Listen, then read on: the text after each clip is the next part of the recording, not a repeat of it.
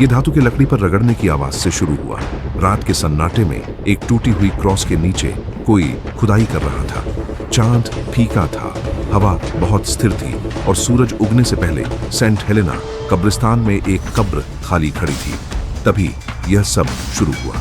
Saint Helena एक छोटा शांत शहर था जहां हर कोई एक दूसरे के नाम जानता था, जहां रहस्य मृतकों के साथ गहरे दफन थे। जिस कब्र को लूटा गया वह एलेनोर हेस की थी, जो 27 वर्षीय महिला थी जिसकी 2 सप्ताह पहले रहस्यमय तरीके से मृत्यु हो गई थी।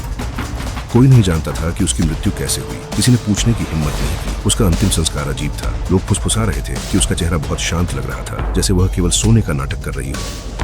उसे दफनाने के 3 दिन बाद किसी ने उसे चुराने का फैसला किया। जब ग्राउंड्सकीपर अगली सुबह आया तो जमीन फटी हुई लग रही थी, जैसे कब्र ने प्रतिरोध किया हो। उसका ताबूत टूटा हुआ था और शरीर गायब था। केवल कीचड़ भरे पैरों के निशान जंगल की ओर जाते हुए दिखाई दिए और फिर कहीं गायब हो गए। उस रात कस्बे के लोग इसे सुनने लगे, एक धीमी दस्तक की आवाज जो कब्रिस्तान से गूंज रही थी। 3 दस्तक, हमेशा 3। आधी रात को कुत्ते भौंके, खिड़कियां चटक गईं और एक घर में चोर खुद चीखते हुए जाग गया। उसने कहा कि उसने उसे अपने बिस्तर के पास खड़ा देखा। उसकी आंखें खुली थी, उसकी पोशाक कीचड़ में भीगी हुई थी और वह कुछ फुसफुसा रही थी जिसे वह समझ नहीं सका।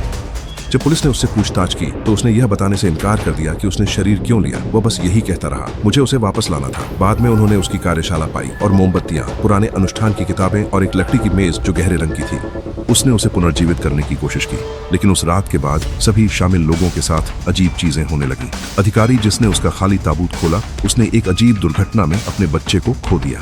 पुजारी जिसने कब्र को आशीर्वाद दिया वह अंधा हो गया और चोर वह पूरी तरह से गायब हो गया। एकमात्र चीज जो उन्हें मिली वह एक नोट था जो कांपते हुए हस्तलिपि में लिखा था, जब मैंने उसे लिया तब वह मरी नहीं थी। 1 हफ्ते बाद एक किसान ने नदी के पास कुछ देखा। एक महिला, पीली, नंगे पैर, उसके बाल कब्र की मिट्टी से उलझे हुए बिना उद्देश्य के भटक रही थी। जब उसने पुकारा तो वह उसकी ओर मुड़ी और कहा, उसने मुझे आजाद करने का वादा किया था। लेकिन जब पुलिस ने उस क्षेत्र की तलाशी ली तो वहां कोई महिला नहीं थी, केवल पैरों के निशान थे जो सेंट हेलेना कब्रिस्तान की ओर वापस जा रहे थे और एलेनोर की कब्र के ठीक सामने रुक गए थे। कब्र अंदर से फिर से सील कर दी गई थी। आज तक कोई भी अंधेरा होने के बाद उस कब्रिस्तान के पास नहीं जाता।